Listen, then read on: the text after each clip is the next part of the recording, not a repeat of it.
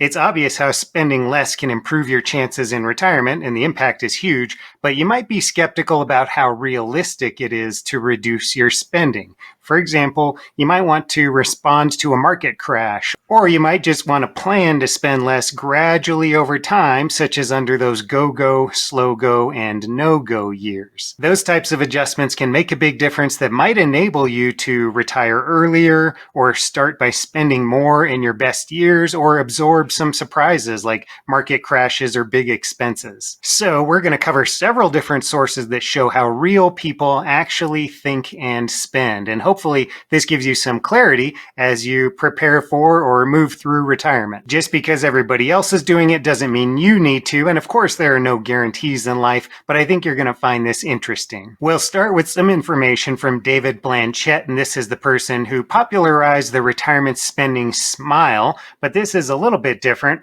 He asked what happens, or he, as part of a PGIM survey, asked what would happen if you had to cut your spending by 20%.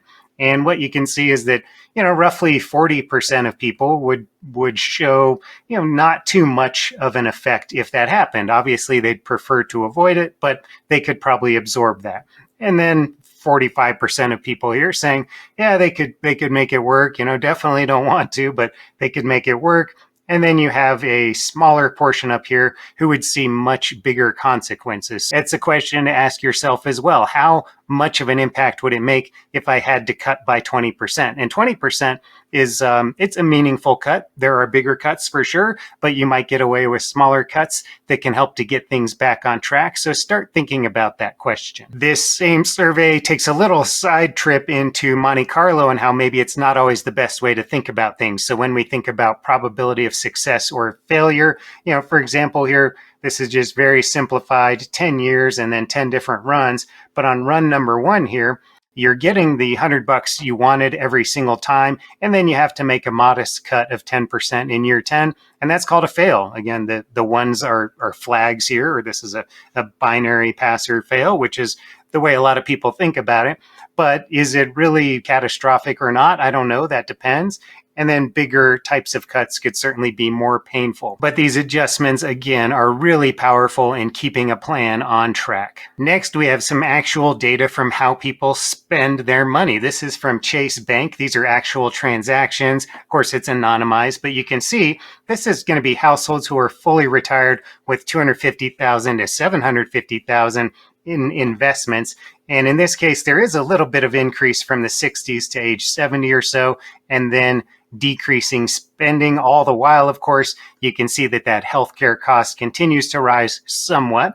And it looks a little bit different if we look at 1 to 3 million in investable wealth. There you certainly see a reduction in spending over time. So once again, this is what people are actually doing, what's actually hitting their bank accounts. And you can see that there are indeed some reductions. This might or might not happen for you. Next, we have the Consumer Expenditures Survey. This is from the United States Bureau of Labor Statistics, and this is going to show us various spending amounts at different ages here. So if we just look at the average annual expenditure, so this is the total outlay, let's say age 55 to 64, that number is about 64,000. Obviously, this depends on geography and other factors.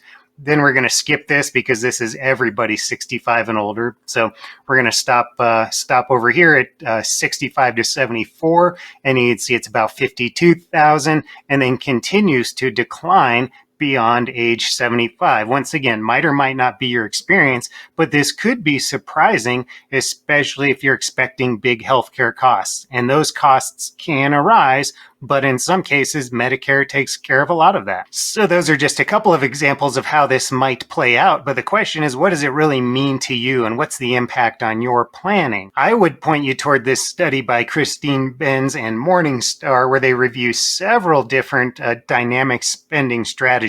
I will link to this in the description because you may want to look at it more closely, but you can see that with different strategies, you might be able to start withdrawing at a higher rate.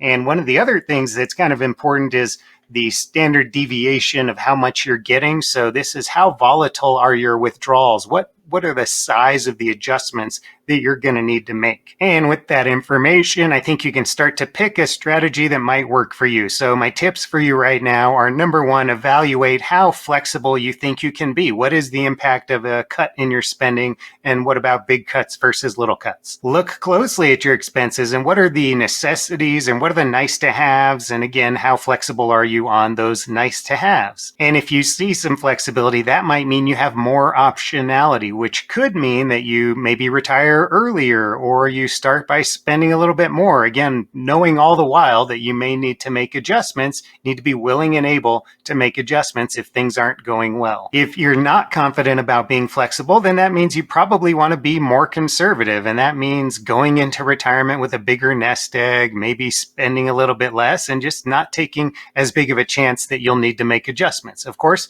keep in mind with whatever route you take, life is uncertain, surprises can happen, and you may need to make adjustments no matter what. So I hope you found that helpful. If you did, please leave a quick thumbs up. Thank you and take care.